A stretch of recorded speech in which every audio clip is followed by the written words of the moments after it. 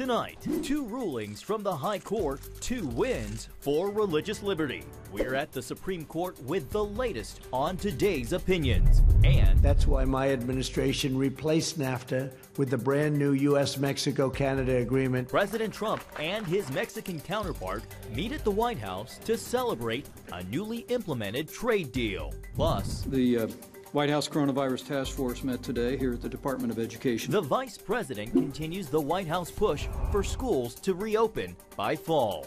All this and more tonight on Fake Nation.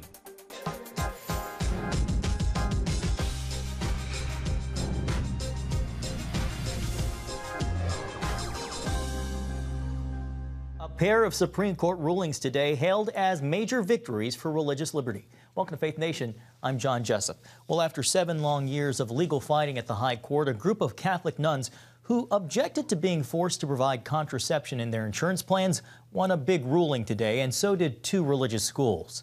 Paul Strand reports at the Supreme Court.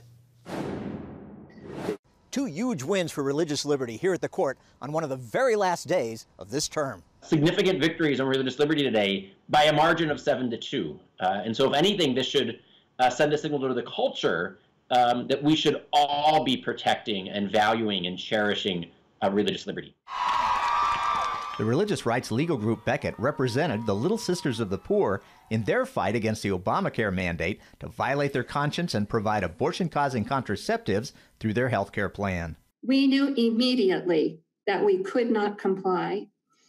To do so would have been an irreconcilable contradiction of the belief that guides our ministry and life's work. The Supreme Court has resoundingly declared that religious Americans are entitled to the full protection of the Constitution and of our laws. The court left no doubt. The federal government is obligated not to second guess the sister's religious beliefs, not to say, oh, sister, you shouldn't be so worried about this, or that's not really a sin. Again, the court rejected that kind of thinking. What was at stake in these cases was whether or not the government could force an individual or an institution, in this case an order of Roman Catholic sisters, the Little Sisters of the Poor, to engage in behavior that they believed to be immoral, to engage in behavior that they thought would violate the commands that they've been given by God. The White House weighed in, stating, twice before in this ongoing saga, the Supreme Court has blocked these overly rigid and misguided efforts and sided with religious freedom. Today, it has once again vindicated the conscience rights of people of faith. But if the White House changes hands, this fight may erupt again. If a Democrat wins the White House in the next election, I absolutely expect these regulations to change, to go back to something more like the Obama administration's rules that will much more limit the ability of religious ministries to get exemptions from the contraception mandate. In the second ruling, the court granted religious employers the right to hire and fire employees without government interference, and answered whether 2 former Catholic school teachers can also be considered ministers when the school's primary identity and mission is religious. Justice Alito for the majority wrote, when a school with a religious mission entrusts a teacher with educating students in the faith, judicial intervention into those disputes threatens the school's independence in a way that the First Amendment does not allow.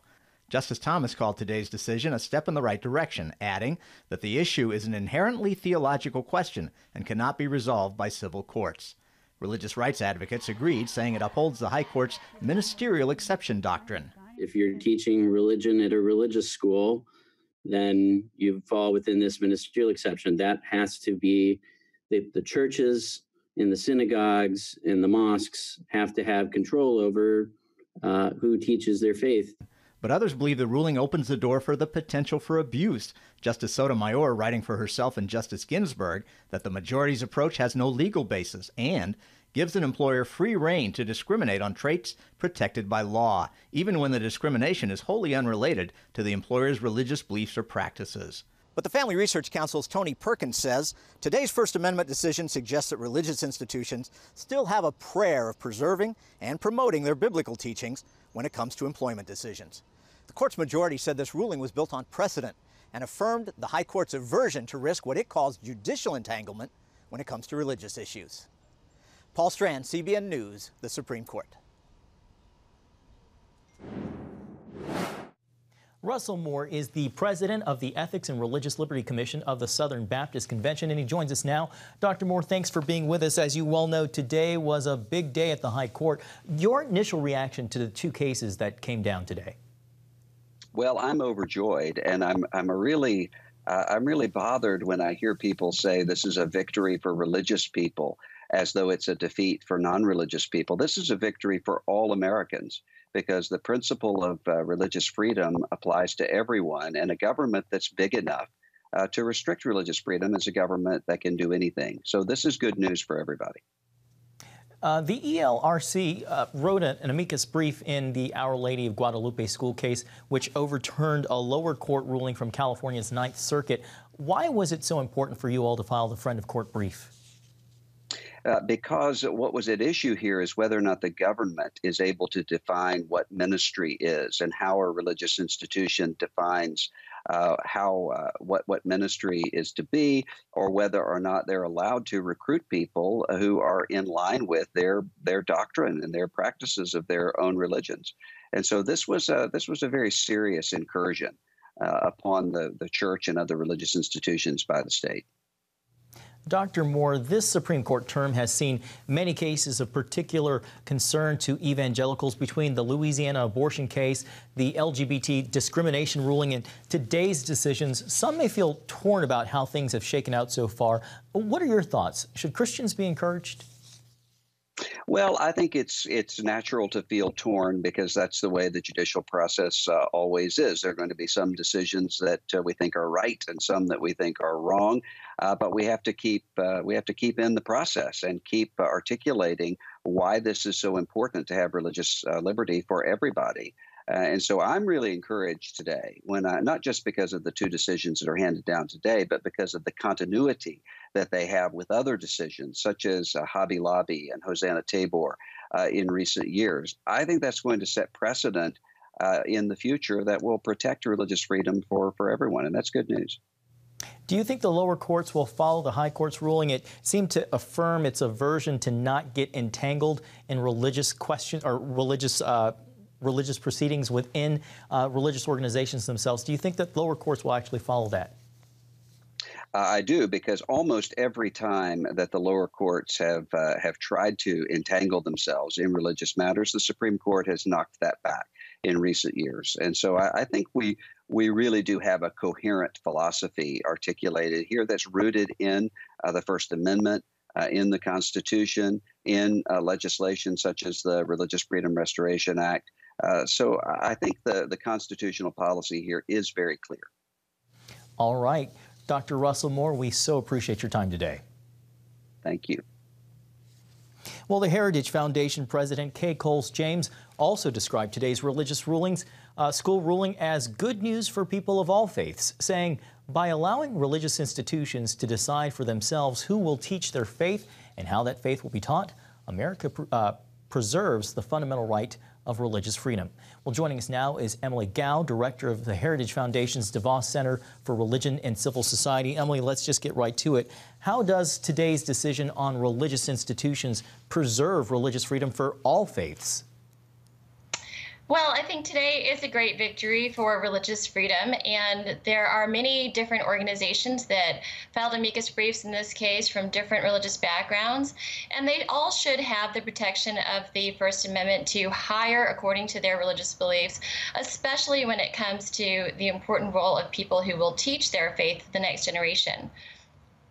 Emily, how do you, or what do you make of the counter argument that both Justices Ginsburg and Sotomayor made today, basically saying that this ruling leaves employees unprotected from unjust firing based on age, race, gender, disability, or any other trait? Well, I think that Justice Alito's opinion was very clear that, there is a long history not in our country that goes all the way back to the founders of the government respecting the authority, the knowledge of religious institutions to make decisions about their own beliefs for themselves.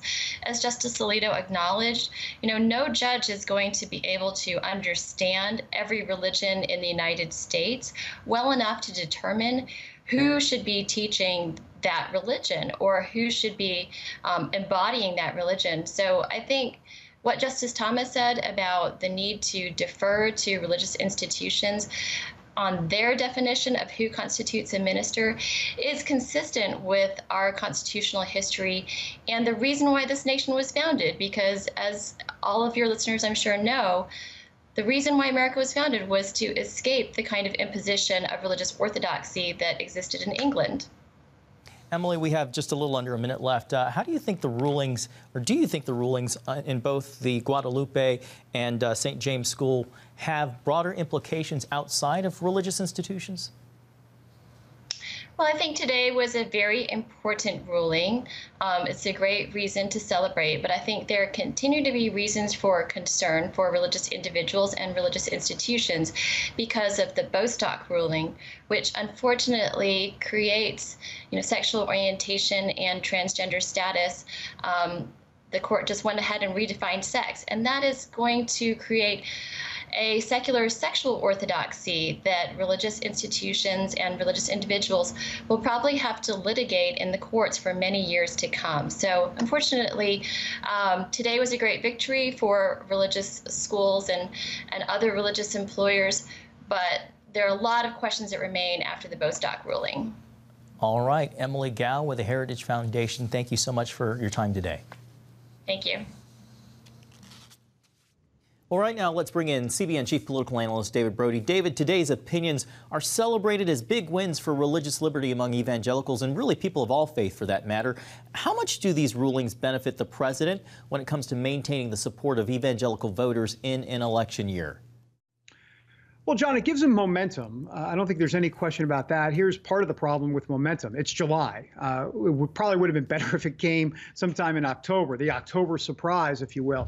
But it's momentum. Also, let's also remember that both of these decisions were 7-2 decisions. So, I mean, the president can go around the country. I say around the country. In these days, he's not going anywhere, most likely. But he can tout the fact that these were strong majority decisions, which means that he is in the mainstream of American thought, not just from a public standpoint, but even at the Supreme Court when it comes to these very important religious liberty issues. David, on that other case, the Little Sisters of the Poor ruling was a big defeat for Obamacare, a hallmark, of course, of the White House Obama administration, of which former Vice President Joe Biden was a part. What, if any, implications does it have on his presidential campaign?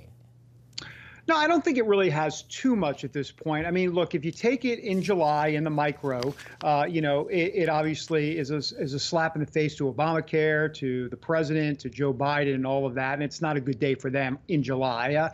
Having said that, I'm not quite sure if it carries much beyond that. Now, let me go back to the other side of the ledger and just simply say, look, if you've got nuns, the Little Sisters of the Poor, winning in court at the Supreme Court, and Donald Trump in defense of nuns, he's on one side. You've got Joe Biden, in essence, already the Republican National Committee and others saying that Joe Biden is against nuns at the Supreme Court. I mean, that seems to be the political play here, at least from Republicans, as to how they're going to try to saddle Joe Biden with this decision. David, we only have about a half minute left. We're still awaiting an opinion on whether the president's tax returns will be released. How worried do you think he is about that decision? Oh, I think he's concerned. Of course, Donald Trump has the philosophy, don't let him see you sweat. So we're never going to have that sense that he's really too concerned. Trump always says, they rule for me, they rule against me, do whatever, whatever they decide to do. That's how he does it in public. In private, clearly he's concerned about this. But having said that, it'd be interesting to watch. John Roberts, again, will be the key judge to watch in this. And typically he has actually sided on the side of executive privilege and executive power on these type of cases. So that could bode well for the president in a potential 5-4 decision. No prediction, but we'll see. All right, Chief Political Analyst David Brody. David, thanks so much. Thanks, John. Trade and the American economy, what the newly implemented USMCA means for America. After this.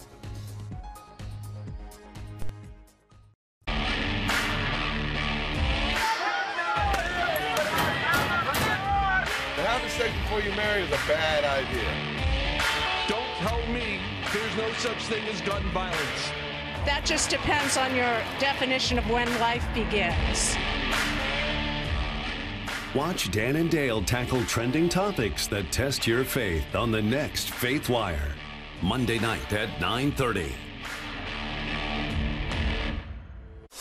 The Global Lane takes you around the world, providing facts over fiction. What might rising trade and geopolitical tensions mean for you on the home front? With over 45 years of experience, award-winning journalist Gary Lane brings you the truth from a global angle. What about the issue of immigration? World news analysis you won't see anywhere else. And it's all right here on the Global Lane. Watch The Global Lane, Thursday night at 9:30.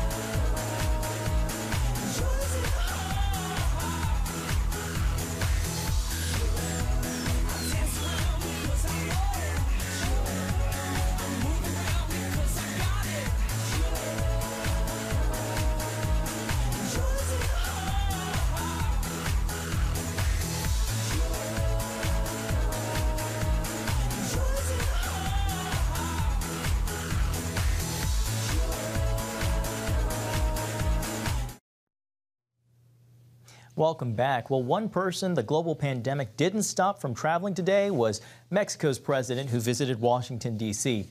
President Andrés López Obrador met with President Trump at the White House to celebrate the newly enacted U.S. trade deal with Mexico and Canada, known as the USMCA. And here now for more, author, economist, and independent advisor to President Trump, Stephen Moore. Steve, what does the USMCA mean for the average American? Well, great to be with you. And by the way, it doesn't seem like about 100 years ago since we actually had this deal consummated back in late 2019. So much has changed in the world since then with the pandemic and all the other, the riots and all this other stuff that's going on. But this has been a very positive thing for the U.S. economy, a big day for President Trump. Remember, he had campaigned on getting a better deal than NAFTA. And a lot of people laughed at him. I was even skeptical that he was going to be able to pull that off, but he's done it. And this is a good deal for all three countries. It preserves the idea of North America being a free trade zone to compete against Europe and Asia. It creates more jobs for American workers, especially blue-collar workers. So I think it's a win-win, and it helps Mexico and Canada. So not a lot to complain about this, and Trump has a right to really take a victory lap here. Stephen, I don't think I knew that you were a skeptic. Well, pre-pandemic, a high point of the Trump administration had been a strong economy. Big question here, if the president is reelected, how would you advise him about the right economic plan? You talking about with respect to trade or just more generally? Just in general. Well, you need to make the tax cuts permanent. You need to continue to expand trade in a way that benefits American workers. We probably are going to need to revamp our healthcare system in a way that provides everyone with care, but reduces the cost of a system that's not very efficient. I think we have to start doing something about the massive overspending in Washington. This year we're looking at a $4 to $5 trillion deficit in 1 year. We have to stop that spending.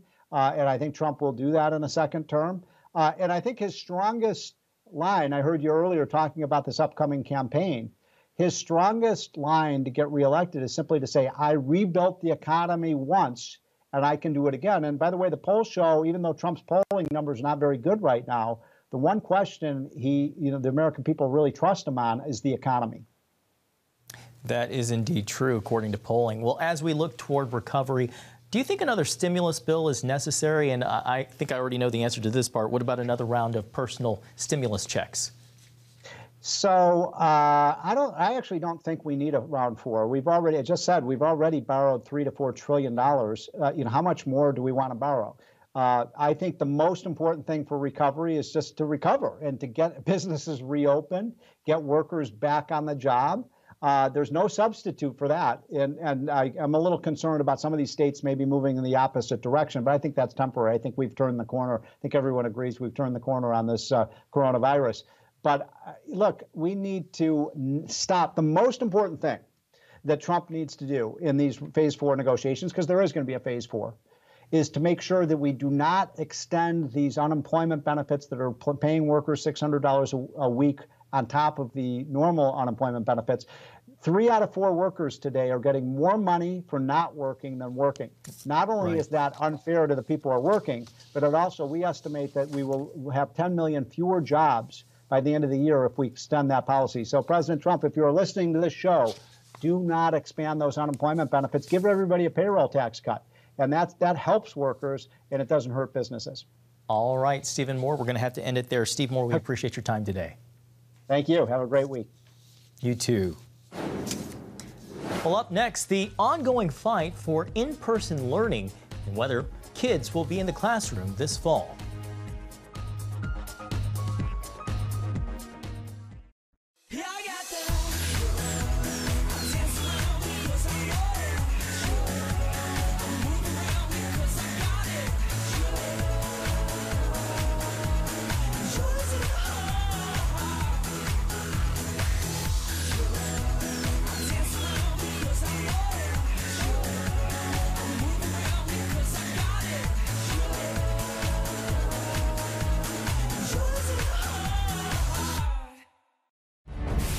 On the home front. Thanks for joining us for CBN's On the Home Front, where we highlight what the men and women of America's military do to defend our country. CBN honors the men and women in our military with an initiative called Helping the Home Front. It partners with churches across the country to meet the needs of their military families, from repairing homes to wiping out medical bills for wounded veterans. On the Home Front, Tuesday morning at 10:30. If you want to be an attorney with a passion for serving people and for excellence, Regent University needs to be high on your list. Regent's award-winning law school doesn't just create lawyers. We create leaders, judges, prosecutors and defense lawyers, civil litigators, and leaders in government. My focus has been trying to really make sure we have the future leaders we need for the bench and the bar and for society generally. You'll learn from highly credentialed leaders who are current and former judges, distinguished scholars, and ACLJ counsel. I'm so glad I chose Regent. The relationships here have been amazing. The faculty have been amazing. Not everybody's called to the same thing when they leave law school, but they're called by a God who has a purpose for their lives, and He is going to use that education to make a difference in the world. Regent will prepare you to be a purpose-driven, practice-ready lawyer. To start your rewarding law career, complete the online application, submit your transcripts, and take the law school admissions test by July. Apply today. Welcome back. COVID-19 is one of the biggest issues facing the Trump administration. Today, the White House Coronavirus Task Force held a press briefing echoing the president's call for schools to reopen in the fall. White House correspondent Ben Kennedy has been following the story. Ben, what did we hear today from the White House? Well, John, first, today's briefing did not include the president, but he made his stance very clear on Twitter, writing, "The Dems think it would be bad for them politically if U.S. schools open before the November election, but it is important for the children and families. I may cut off funding if not open." The White House feels the country is ready for kids to be back in the classroom. That being said, 21 states have reversed, paused, or even delayed their own reopenings. But despite that news that there was a bit of a surge in cases, the death rate is down. As you heard the president yesterday and even again this morning, we're absolutely determined to work in partnership with our states to give the guidance for states and communities to be able to safely reopen our schools. The CDC will be issuing new guidance next week, part of a 5-part series of recommendations. We are encouraged that the average fatality rate continues to be low and steady. And at days earlier this week was actually 90% lower than at the height of this pandemic. Again, it's a credit to the sacrifices the American people have made that the extraordinary work that our healthcare workers are doing. And you just heard Vice President Mike Pence talk about how the death rate is down by some 90%. The CDC is issuing an updated guidance next week, but in the meantime, they do have a 9-page checklist out, a bit of advice and guidance for districts if it is in fact safe to reopen their schools. President Trump called it very tough and expensive. And today, Pence says he does not want schools not to reopen because of the CDC checklist. John? All right, thanks, Ben. The ingenious plan of how a fire department helped one woman hitch a ride to see her mom. We'll explain when Faith Nation returns. If you want to be an attorney with a passion for serving people and for excellence, Regent University needs to be high on your list. Regent's award-winning law school doesn't just create lawyers. We create leaders, judges, prosecutors and defense lawyers, civil litigators, and leaders in government. Ready to become a purpose-driven, practice-ready lawyer? To start your rewarding career, complete the online application, submit your transcripts, and take the law school admissions test by July. Nutrition, exercise, essential oils, weight loss, and more. It's Healthy Living with Lori Johnson. Talk about what's in this. Join CBN health reporter Lori Johnson to get the latest information from today's top health experts. This is fantastic. Find out what you need to know to live a healthier life. Watch Healthy Living, Tuesday night at 9:30. Woohoo! Hi, Superbook fans. Here's something else you'll love. It's the new Superbook Bible app. It's packed with games, activities, and Superbook episodes that you can watch for free. Oh no! There's trivia, a fun daily devotional, and answers to your Bible questions. Plus, an easy-to-understand Bible the whole family will enjoy. You can even create your own Superbook character. Ta-da! Whoa! No super balls, man. Come with... Sorry, pardon me. Sorry, excuse me. Ouch! Are you getting this? Earn super points to win daily prizes, too. And so much more! Time to get back to my adventures. See you soon. It's the new Superbook Bible app. Free downloads on iTunes, Google Play, and Amazon. Well, finally tonight, sometimes you have to turn to the people around you for a little support and pick-me-up. Well, one Maryland woman did just that when she noticed a fire truck parked nearby. Cheryl Carmine's mom lives a few floors up in a nursing home, and the coronavirus has kept them from seeing each other face-to-face for quite a while. When Carmine saw the fire truck, she hatched a plan, asking the firefighters for a little lift. They agreed, lifting their truck's ladder with Carmine on board to her mom's nursing home window above, where the two were able to have a face-to-face reunion. How sweet to be reunited. Well, thanks so much for watching Faith Nation. We hope to see you again tomorrow.